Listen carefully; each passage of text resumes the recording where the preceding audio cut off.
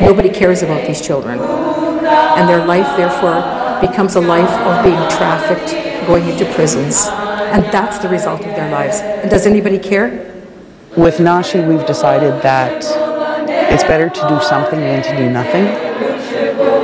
Even if we could impact one person, make a difference in one boy or girl's life, then we've made a difference.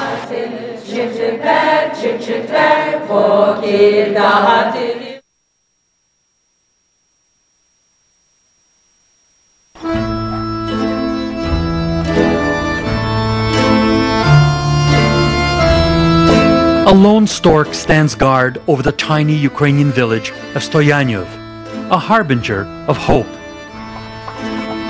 A grueling 2-hour drive outside the city of Lviv, the old ways have yet to give way to the 21st century.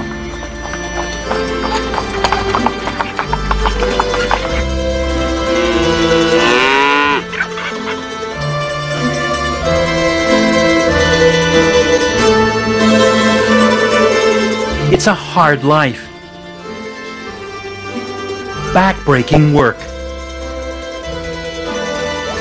And for the children, the future is particularly bleak.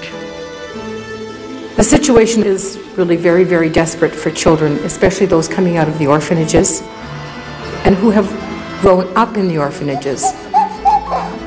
Those children really have no chance, no future, nobody to look after them. Throughout Ukraine, tens of thousands of children languish in orphanages. But for some, there will be hope. Thanks to a dream. A safe house being built by Savelia Ferniski.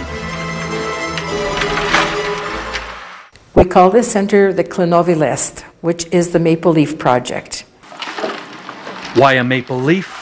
This project has its roots half a world away in Saskatoon, Saskatchewan, where Savelia and the volunteers with her organization called NASHI decided to do something and are working hard to change the lives of Ukrainian orphans, one Perogy at a time. NASHI translated into English would mean our, and we've really taken it on in terms of our responsibility and our commitment to our children. To describe Savelia, without her vision, we would not be here. That's always, her and I founded it, but she's been the visionary. When I had been in Ukraine and came, as I would say, face-to-face with human trafficking and went back home to Canada, I went to a lecture up in Edmonton on human trafficking that dealt specifically with the area of Europe. We came together, almost like kindred spirits, and so to speak, that we knew that there was a problem, and what can we do to address it. We went to a conference, and at the end of that conference, we decided that there's something can be done. We didn't quite know what could be done. However, driving back from Edmonton, it was between Lloydminster and Maidstone, we were saying, well, we can probably do something. And what we decided to do is rally a few friends. And so some of my friends that will always remember that phone call when I said, "Hi, this is Savelia. How would you like to come to my place and discuss something?" I've worked with a lot of other charities and organizations, and I think the one thing that really drew me to NASHI was the sense of community that we have as volunteers. We don't have an office, we don't have any staff. Everything we've been able to accomplish started with 2 women and has just built on a team of volunteers. And at the end of the day, it really doesn't matter whose name is on the letterhead or who's on the board or who's got the title. At the end of the day, it's about the kids. When did the light bulb go off and you say to yourself, I'm going to build a safe house? Well, we didn't come to that idea till a couple years later, until we saw the needs here, till we really started investigating what were the needs in Ukraine. It's one thing to sit in Canada and say, this is what's needed. We didn't know if there were safe houses for children here. And when we came and realized there was a total void, we realized that that's what we needed to do. And we needed also to have a place where NASHI could say, this becomes our center. And from this, other areas can be touched. So how does a group from Saskatoon fund a project of this magnitude from halfway around the globe? They knew what they needed to do. In Saskatchewan, we love our pierogies here, and so does everybody else. And what better way to do a fundraiser than with one of everybody's favorite foods? And so they went to work.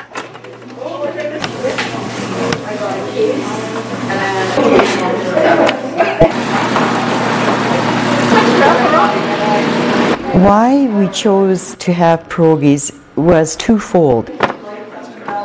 Our focus is on addressing the situation in Ukraine, and a lot of the people on our board are of Ukrainian ancestry, not all of them, however the majority of them. No problem. So we thought that this was a good way of us to partner with our membership and the people that volunteer. Mary, how do you call a moose in Ukrainian? Moose. No. Many of them are third and fourth generation. So they then learn the process of pinching pierogies and the process required to build the dough and the fillings and that type of thing. But of all things, pierogies, why? Well, I mean, because that's become a Canadian food. And nobody makes them as well as we do in Saskatoon. One of our recipes that we use is a Mexican refried bean pierogi. Mexican refried Absolutely, absolutely delicious. New thing out there, fill your dough with Mexican refried beans, you boil it up, fry it up, and serve it with salsa and sour cream. Who came up with this one? In this one, it was Andrew that came up with it. Nothing wrong with traditional pierogies, they're very good, but sometimes you get tired of them. So we have Mexican pierogies, we have curried chickpea pierogies, we have hot Italian sausage pierogies. Whenever Teresa had dough left over, I found something to put inside it. From the traditional recipes to something more adventurous. What started out with 2 women and a rolling pin soon blossomed into something far more ambitious. If one pierogi can make a difference, just think what 11,000 can do. Each pierogi gets them closer to their goal. Our thought was, we'll do a small little building, maybe just a house, and we'll just have a couple rooms in there. And I remember coming back and saying, by the way, I found this place that we could buy, and it's a little bit bigger than we thought, and it'll be a lot more money than we thought. And I wasn't sure the reaction. And the reaction is, we're going to do it. And there was no hesitation. NASHI eventually raised enough money through the sale of pierogies to buy a building in rural Ukraine.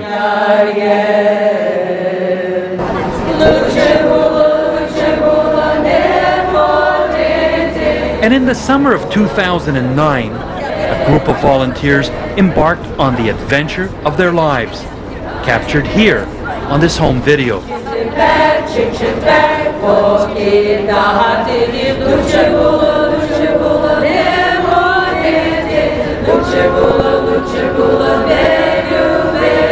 Filled with excitement and anticipation, they were on the road to see firsthand their project taking shape.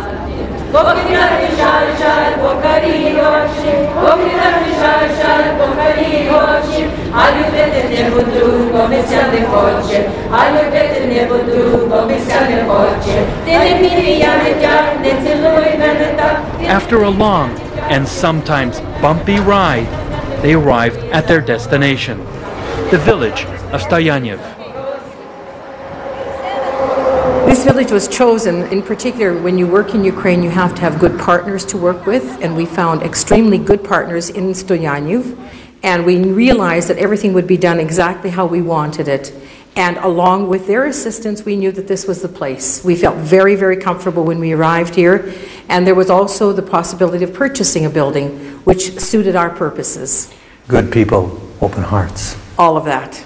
And you absolutely need all of that in order to be able to do something such as this. For those of you interested, the negotiations for the safe house took place in this building on the right.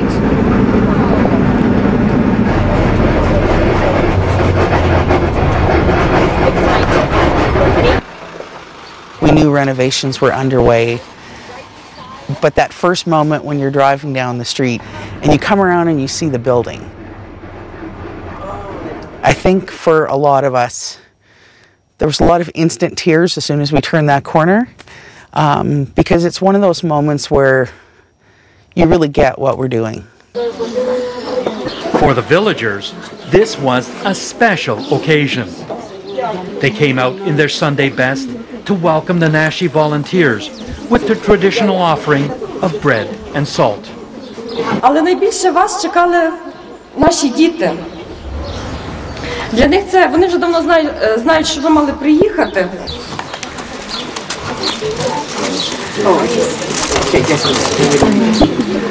It was very, very emotional to see that village and thinking, why are these Canadians here? Oh, they're here for a photo op or something stupid like that. And no, we weren't. And when they realized that, their attitudes changed, and their attitude towards their whole town changed. It became more community-minded rather than closed. I think it was as important for us to meet with them as it was for them to get to know us, to realize that we were serious and we weren't doing it to exploit them, that we truly do want to help.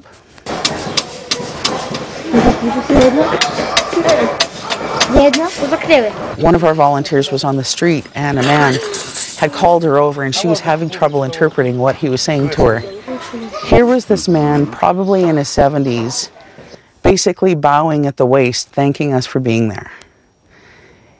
And he talked about how the kids there are losing their own culture and what it meant for him, for us to come and show that the culture still lives, and to thank us for doing something in the community that will hopefully encourage others to continue with their work. The challenge was to find somebody who would be the general contractor, that we knew every cent was taken care of. Everything that we raised in Canada was taken care of and nothing was disappearing anywhere. And that we are 100% know that's being done correctly. Every cent that you raise in Canada is not lining someone's pockets. Not a dime. It's all about getting it done. And it doesn't matter, even the volunteers who've never been over to Ukraine, somehow they get the same sense that we do. We have a lot of volunteers that aren't Ukrainian, that have absolutely no connection to the project, to the people that we're working with. It doesn't matter to them because they're seeing themselves be a part of the solution and they can actually physically see what we're doing. And within hours of arriving, NASHI volunteers were hard at work. Coffee break.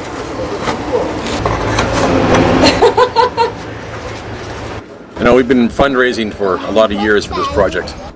We saw the amount of money we sent over, and now we can see firsthand what's being done with this place and what's happened so far with the roofing and all the repairs and the demolition.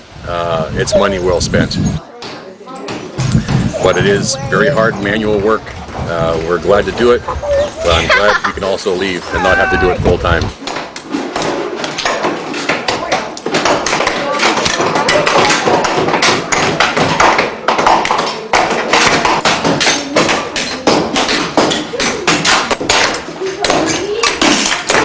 This is truly an international project, and it's through the commitment of the people here in Ukraine and the commitment of the people in Canada that together we will make this work. And it will be a success, and when we open the doors, it will be a success for everyone.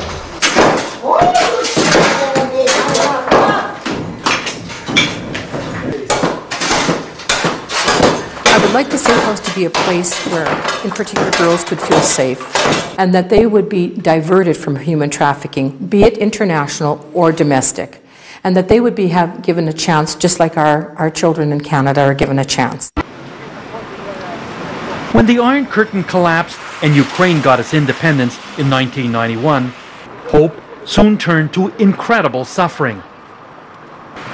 With unemployment running rampant, families were torn apart by alcohol and drug abuse, and children were being abandoned by the thousands.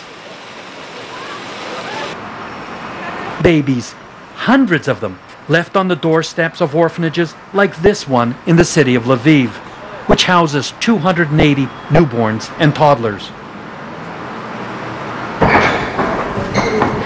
The director took Savelia and Marianne on a tour, giving the family history of every single child in her care. Батько був хворий на туберкульоз, помер. Осталася мама. В мами 5 дітей. Немає де жити. Діти знаходяться тимчасово у нас. Тут є і батько, і мати, але немає житла. Йому 7 місяців. Вони відвідують, не так часто відвідують, але приходять до нього. Так, оця дитинка від ВІЛ інфікованої мами. Мама хвора на СНІД, але такі дітки, вони знаходяться під спостереженням, і тільки як буде їм 1,5 року, тоді їх знімають з обліку. Watched to see if they develop HIV. And if so, they will be sent to a nearby facility where they will receive aggressive medical attention. Тут важкі матеріальні умови.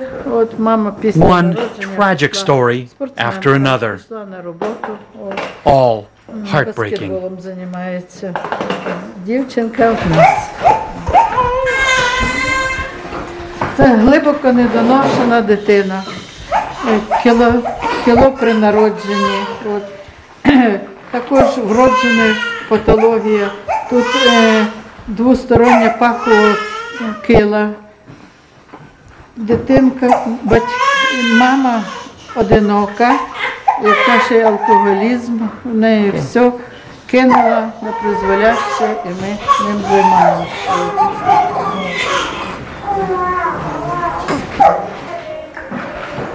But these babies are cared for by the women who work here.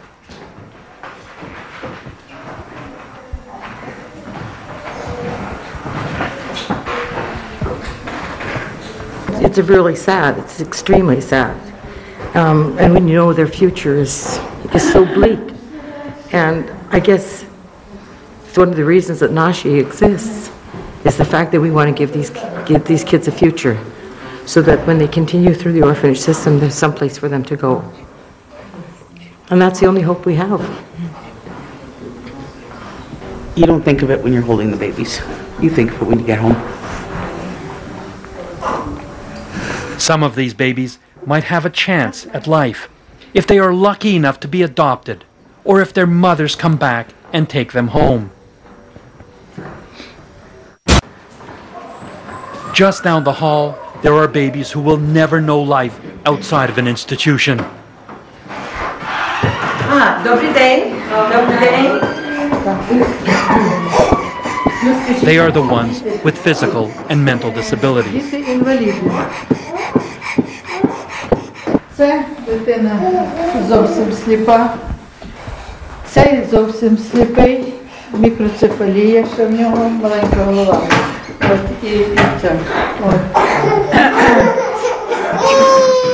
900-грамова, батьки, алкоголіки. Не сидіти, ні ходити, бачите, перев'язані. Children like Orest, whose life will consist of being shuffled from one institution to another.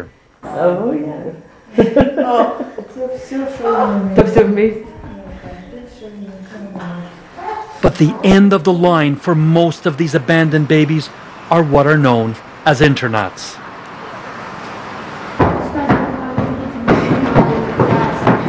These children are sent here when they are 7 years of age and stay until they are 17.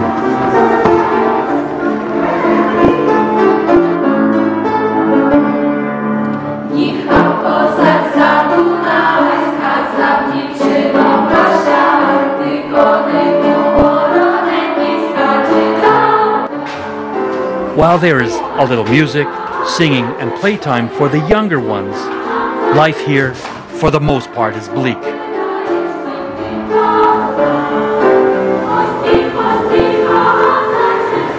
The children have little to look forward to. Their meals barely meet basic nutritional standards.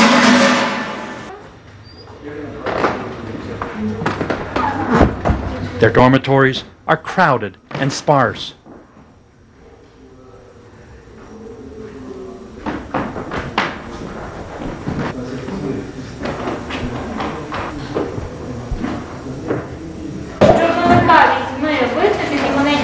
what happens in the classrooms barely qualifies as education.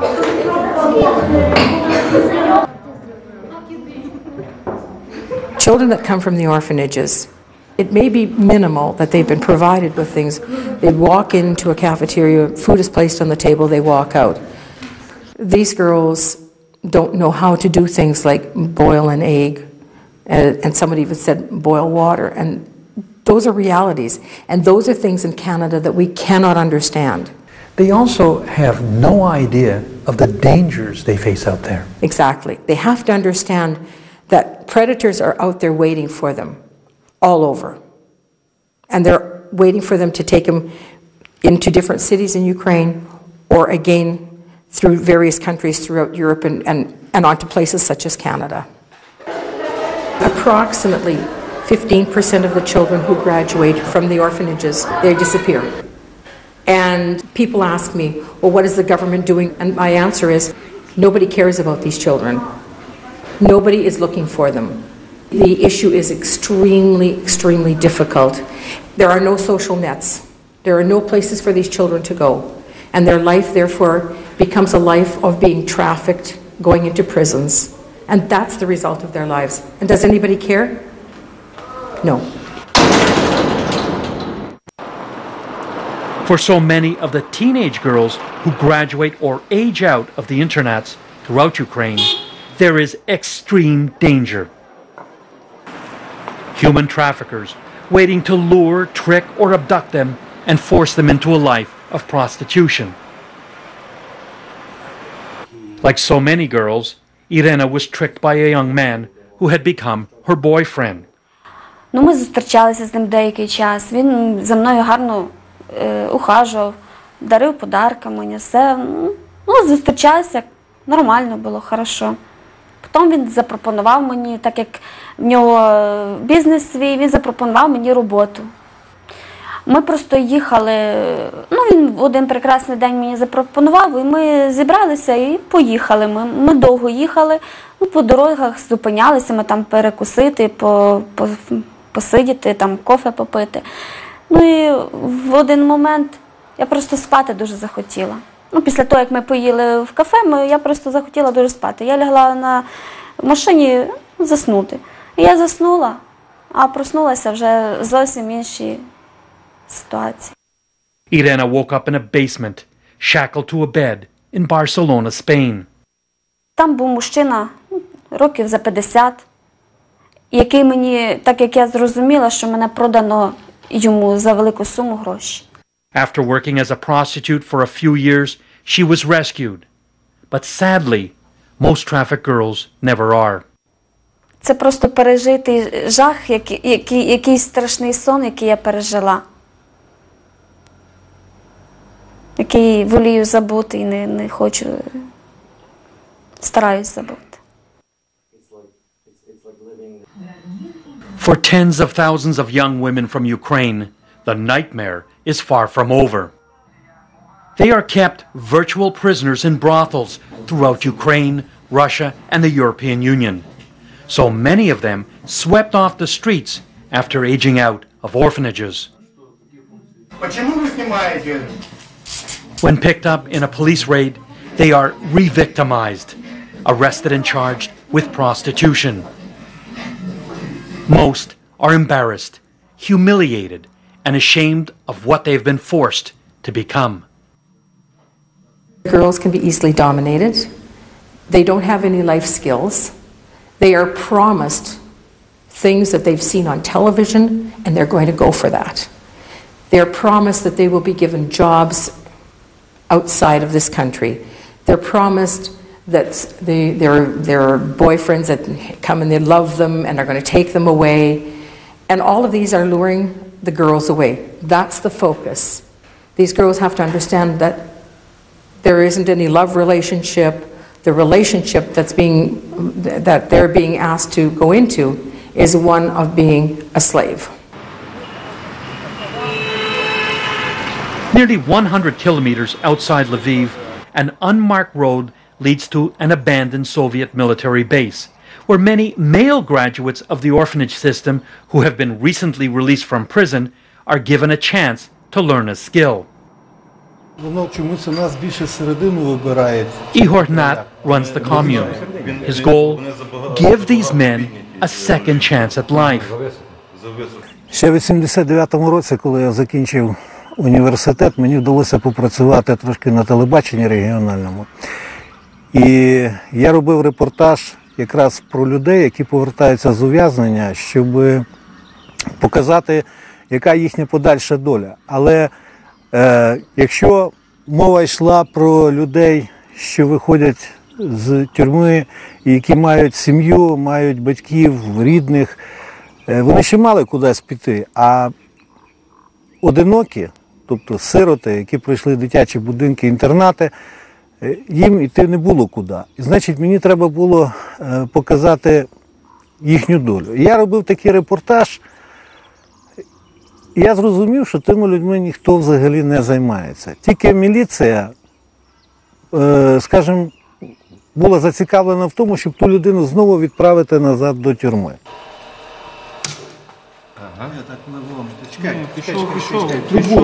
Через нашу комуну за тих 15 років, як вона існує, пройшло більше 2000 людей. І кожен з них мені розказував, зрозуміло, про своє життя. І я просто вже від інших вже нічого нового не чую. Це воно є як під копірку зроблено. Якщо людина є сирота, якщо він є інтернатський, чи він є одинокий, йому допомоги отримувати нема від кого. Значить, він повинен або йти під церкву, ставати з протягнутою рукою, але хто дасть здоровому хлопаці молодому якусь допомогу, або, скажімо, приходити до нас сюди. Ну, ще є один варіант, це просто йти красти. Але він знову попадає в тюрму. Тобто в нього виходить якби замкнуте коло. Але якщо він приходить до нас, тут йде розрив того кола, і він може вже нормально починати життя. A new life with a marketable skills that will almost guarantee them a job on the outside and keep them out of prison. Skills like welding, metalwork, carpentry, and processing lumber. At the commune, the men also grow their own food and raise their own chickens, goats, and cows.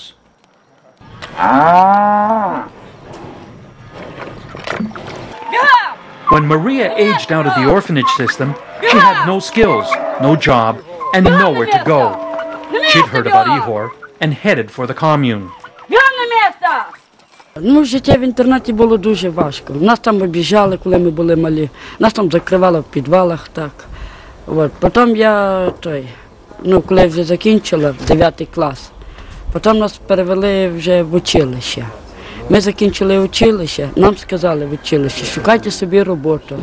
Ми почали шукати, нічого, нас ніхто не хотів приймати. І потім я звернулася, там була така людина, вона мені показала ту карточку, там де було написано, що об'єкт, цей об'єкт. І я потім звернулася до Ігоря Зіновича. Ну і він мені сказав, чи ти согласна їхати сюди. От, він мені розказав ту історію, як тут природа, то все. Мені дуже поінтересувалося. От, я приїхала сюди, мені так сподобалося тут. От, потім навчилася, я ще раніше не вміла корови доїти, навчилася вже тут, корови доїти, от, на конях кататися, гній возити, от, потім їсти варила людям тут. І так жила до 11 років. А потім я вже захотіла вже своє життя, то поїхала, сказала, що Ігор знає, що можна я вже буду жити, як я, що треба вже на хліб трохи на себе, поки молода ще. Бо мені 33 роки. І поїхала в Київ, і там знайшла собі роботу. І живу на квартирі.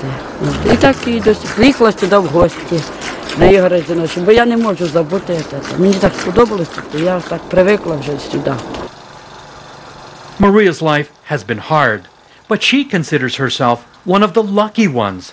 She managed to avoid being trafficked, like so many of the girls she knew in the orphanage. It's been almost a year since Savelia and Marianne and the NASHI volunteers visited Ukraine. Ей, We've come. No snow. And there's no snow. Oh, this is a good thing. Oh. After the long flight from Saskatoon to Lviv, they're ready to embark on the final leg of their journey to Stoyanev.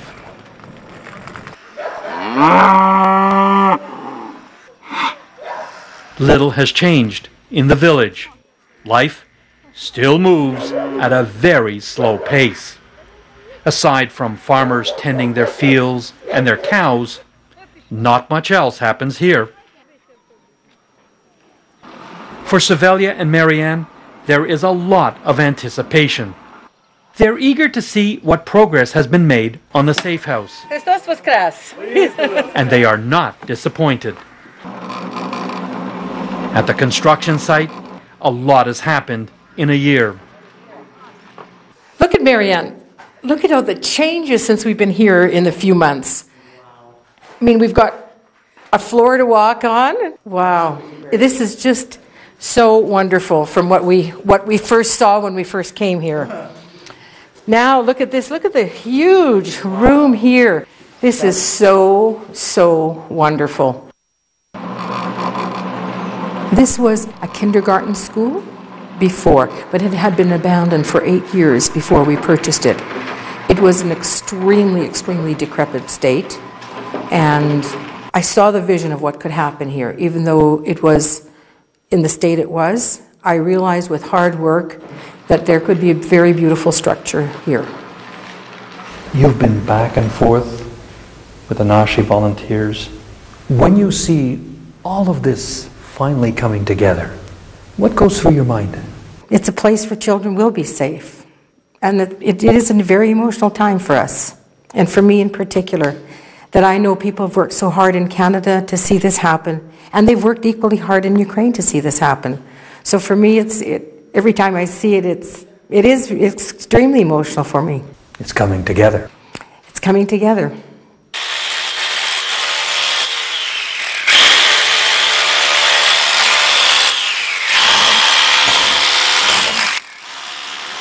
There will be approximately enough space for around 18 to 20 girls.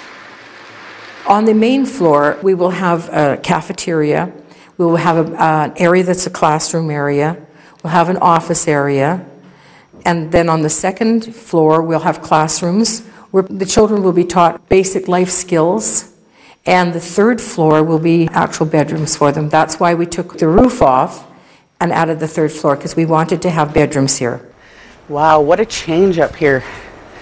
When we were here last time, there was nothing. There was no roof on it. And actually, I never even came up here because there was no stairs. There was just this really old rickety ladder, so there was no way I was coming up here. This is like a totally dramatic change. This is an excellent room. So this is going to be the common room where there'll be some couches on either side, and there'll be a television, and it'll have a real home feel, so that it's not just bedrooms where they come up and at the end of the day they sit in their bedroom. They can actually come together. And oh, I love these windows. Actually, when we were here, this rebar, they were bending it by hand outside. We were sitting on the concrete slab, and they had chalk marks out, and they were like manually bending the rebar because they have no machines and nothing is stock here. So this is really cool because I didn't get to see any of this last time. This is going to be excellent. We will be looking at our partners here, and they're going to be assessing what the needs are going to be.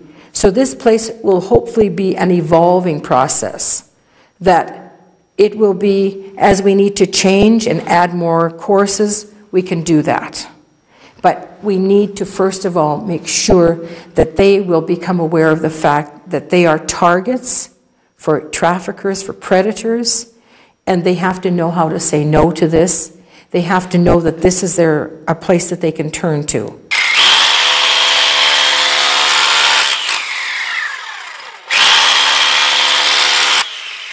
Anywhere else, this building would have been torn down. But this is more than a renovation. What we also see, that this can become a model, and that other organizations can come to us hopefully and say, this is how we did it, this is what needs to be done, and they can do it at different scales. And I absolutely believe that there will be other organizations who will come and do it. Whether NASHI will do it or not, let's just finish this one. Let's just get this one completed. Back in Lviv, Marianne and Savelia meet to discuss the next phase of the Maple Leaf project.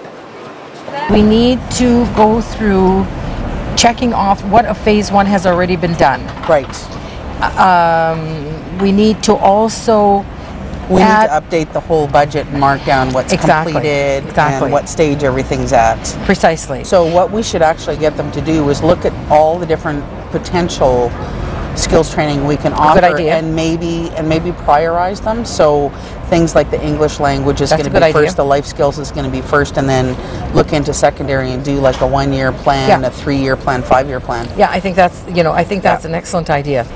Will we be able to report all that when we go back home? Plus, we have to leave here kind of that a list of what we need them to work on. Right. Yeah. Right. While a lot of progress has been made, there is still a lot more work to be done before the safe house is complete and ready to open, hopefully in another year. But for NASHI, the work going on here is only part of the mission. I think it's also important for us that not only have we worked at this building, but I think we've done, I would say, a good job in Canada teaching people in Canada about human trafficking, because that equally is part of our mission too, that people in Canada become aware of the issue in Ukraine and in the world, and saying that Canada is not exempt from this.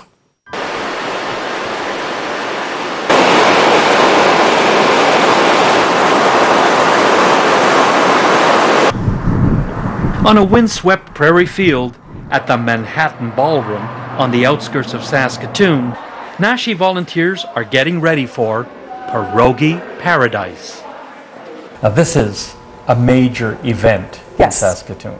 How many people show up? Well, we're looking at between 450 and 500 tonight. This table is the same one. Of course, we're sold out, and I know there's always a waiting list for more people trying to get in. It must be so heartening to think that this is coming together one pierogi at a time. Well, yes, that's what's happening.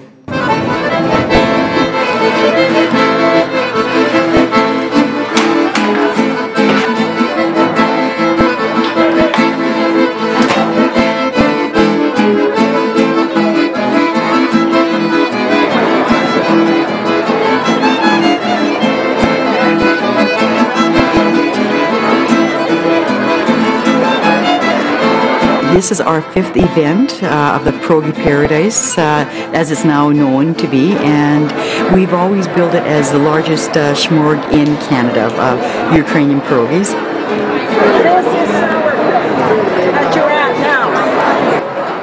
It gets a real cross-section of people. It's diverse. We have the Babas that still come. My mother, who is 90, comes. She always is just so impressed with what we are doing. We also have the younger people that come that are university or high school students that go away knowing that there is a situation out there that is beyond their reality. Coming from Winnipeg, and this is the first time in such an event, and I'm overwhelmed at the number of people attending this event.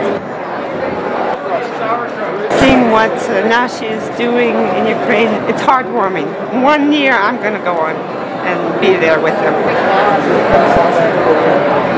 NASHI, knowing that it means ours and it's our children, I mean, just think about your children if they were in a situation like that. I think it's important to raise awareness about these kinds of things going on. I think a lot of people know that they're happening, they try to turn a blind eye to it and kind of don't do anything about it or try to help out with it. So NASHI is raising that awareness and kind of getting the word out. It's going on and you can do something about it. Salsa and bread. Salsa and bread. White bread. It's right around the corner. Do you need bread? Do we have any more Mexican? It brings a smile to everybody's face. And that's what it's about. The topic itself, what our issues are, is not a pleasant topic, but pierogies certainly are. It just makes people feel good when they're part of the building of them, part of setting up this event. We have an awful lot of fun at this, and the people that attend also have a lot of fun. Even though the issue is not a pleasant one, people go away with feeling good about what they're doing and feeling good about what they ate. This is special low-calorie stuff. Highly nutritious, good for your love life. How has all this changed you? It changed a lot of my attitudes towards the common misconceptions we have about women and prostitutes and that whole industry. Anybody who doesn't really think about it thinks of the pretty woman type thing, and this woman chose to become a prostitute and she's making good money doing this job, and no, they're not. And that was a real eye-opener. So it changes how I perceive them and how I behave, you know, and how I pass that on to my co-workers and friends. When you're making 11,000 pierogies, and sometimes you're up late doing things for this project, and you say, what am I doing? You stop and you say, but how lucky am I to be able to do this? How lucky I am to live in this country and to be able to do this for the children. And all of a sudden, all that hard work, it was all worth it. It's absolutely worth it. The 5th annual Pierogi Paradise raised an incredible $28,000. Every penny of it going to NASHI's Maple Leaf Project in Ukraine. Proof of the difference that a handful of volunteers can make halfway around the world. With NASHI, we've decided that it's better to do something than to do nothing.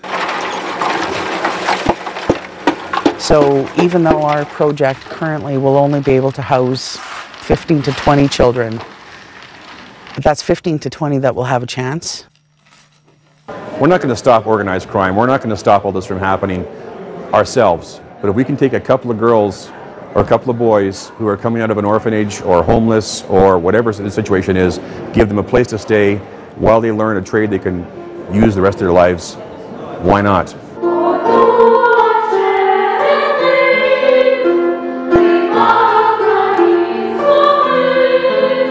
Even if we could impact one person, make a difference in one boy or girl's life, then we've made a difference. Hopefully there'll be more, but even if it's that one that, you know, that their world has changed. Time and time again, they keep saying to us, we just can't believe that you from Canada are caring so much for our children. And we do. We just do.